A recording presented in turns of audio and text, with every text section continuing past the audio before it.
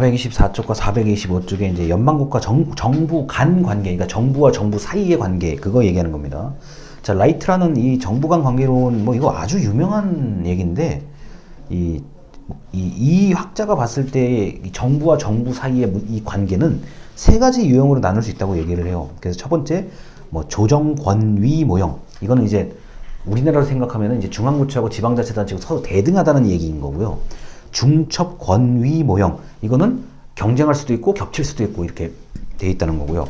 내포권위 모형은 이렇게 지방, 그 다음에 중간에 있고 위에 있고 이런 개념이 바로 내포권위 모형이라고 합니다. 우리나라는 뭐 연방정부 체제가 아니기 때문에 뭐 할 말은 없는데, 아까 얘기 좀 중충제죠. 우리나라 이제 중앙부처가 상당히 많은 권한을 가지고 있고, 그 이하로 뭐 도시공구 읍면동리가 이렇게 쭉 있는 형태예요. 그래서 지금 교과서에 나오는 이 정부 간 관계를 직접적으로 적용하게 되는 좀 어려운 면이 있습니다.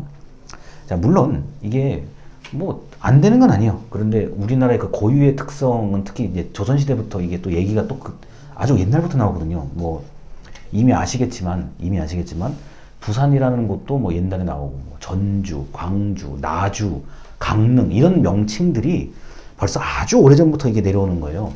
특히나 이제 그 전라북도 같은 경우는, 전라북도의 뭐 예를 들어서요, 그 지역 같은 경우는 백제 시대 때부터 이미 그 현재 쓰고 있는 지역의 명칭이 어렴풋이 다 이게 나타나요. 그 다음에 뭐 고려 초기, 고려 중기 때부터 지명이 거의 확정돼서 내려오는 데가 다수예요. 거기서부터 다수고, 뭐 중간에 이제 뭐 일제강점기 때 이 억지로 명칭을 막 뒤바꾸고 했던 적이 있었거든요. 그걸 다시 해방 이후에 그 또 원래 위치를 바꾼 적도 있고, 바꾼 것도 많아요. 그래서 이게 뭐 여러 가지로 좀 흔들리는 부분이 있기는 한데, 뭐 우리나라는 대체적으로 조선시대부터 이게 쭉 그 동의 어떤 이름이라든가 구역이라든가 이 지리가 거의 일정하게 내려와요. 뭐 중간에 아주 그 비극적인 일들은 많았지만, 이 기본적인 그 우리가 흔히 옛날에 족보라고 얘기하죠. 내역 족보라고 얘기하죠. 그게 그대로 내려와요. 그래서 그 함부로 이 정부 간 관계에 관련된 얘기를 적용하기가 좀 쉽지는 않습니다. 제가 보기에는. 자, 그래서 뭐 이제 넘어가면 이게 이제 오늘의 지방자치론 이 수업은 다 끝나게 되는 건데, 지금 그 427쪽, 6쪽, 그 다음에 431쪽까지의 내기는 전부 다 지방자치법이에요. 그래서 제가 또 말씀드리는데, 우리 행정학과에서 배우는 지방행정론은 이게 한 그 줄기라고 하면은 지방자치법에 관련된 게 또 다른 한 줄기를 같이 알고 계셔야 돼요. 특히 공무원 시험을 준비하시는 분은 반드시 지방자치법 개정된 것, 언제든지 지금 저 검색하면 나옵니다. 반드시 아셔야 돼요. 옛날 거 알면 안 돼요. 완전히 다 개정됐기 때문에 반드시 지금 걸 아셔야 되고, 그 다음에 이제 내가 공부를 조금 이쪽에 더 해보겠다 그러면은 지방재정법이 있어요. 근데 지방재정법은 뭐 지방재정법을 알기보다는 지난 시간에 배웠던 재무행정을 아는 게 훨씬 더 유리해요. 제가 보기에는요. 그리고 이 지방행정은 줄기가 두 개라고 보시면 되는데, 재무행정은 이게 두 개라고 딱 분리하기도 뭐해요. 그냥 이게 딱 합쳐져 있어요. 예산 이론 조금 있고, 예산에 관련된 이론 조금 있고, 그 다음에 법에 대한 그 명칭 이렇게 있고, 그 다음 뒤에 이제 성과를 어떻게 측정할 것인가가 뒤에 붙어 있거든요. 그래서 지방자치하고는 조금 구조가 달라요. 제가 뭐 이렇게 아주 간단하게 지금 얘기했는데, 원래는 한 학기 동안 하셔야 돼요. 원래는 한 학기 동안 해야 되는데, 우리가 뭐 또 속성으로 이걸 또 해야 되다 보니까 이렇게 진도를 마쳤습니다. 그래서 오늘 이 강의를 끝으로 완전히 이 책을 완전히 다 끝났고요.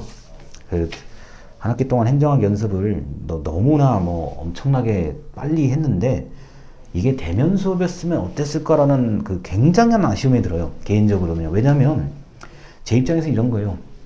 똑같은 주어진 시간이 있다고 하면, 뭐 그게 인터넷이다, 이거 온라인이든 오프라인이든 똑같은 교재로 만약 강의를 한다 그러면 제 입장에서는 이거는 보여줄 거리가 많은 수업이에요. 원래는요. 대면 수업으로 만약에 행정학개론을 한다 그러면 야, 요 부분은 사실 이런 자료가 있고, 요 부분은 요게 있고, 이게 딱 이 대칭이 되게끔 얘기를 해드릴 게 많아요. 그 다음에 책에 있는 내용은 요거고, 요게 사실은 요렇게 변하고, 뭐 요런 내용이 이렇게 변하니까, 우리가 흔히 말하는 뭐 비포 애프터라고 하죠. 뭐 그렇게도 설명이 가능한 게 있고, 인과관계.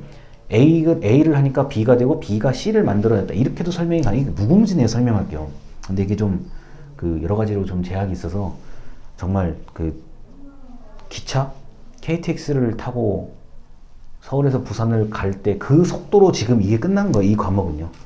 예, 너무나 안타깝습니다, 개인적으로는요. 그래서 이렇게까지 해서 일단 한 학기 강의를 완전히 마치고, 제가 이제 부가적으로 영상을 촬영하는 거는 한꺼번에 제가 또 이제 몰아서 올려드릴 테니까, 그거는 그 기말고사하고는 전혀 관련이 없고, 보시고 싶으면 언제든지 보시면 돼요. 뭐 유튜브가 없어지지 않으면 그 영상도 안 없어질 거니까 언제든지 참고하시면 되겠습니다. 한 학기 동안 감사했습니다.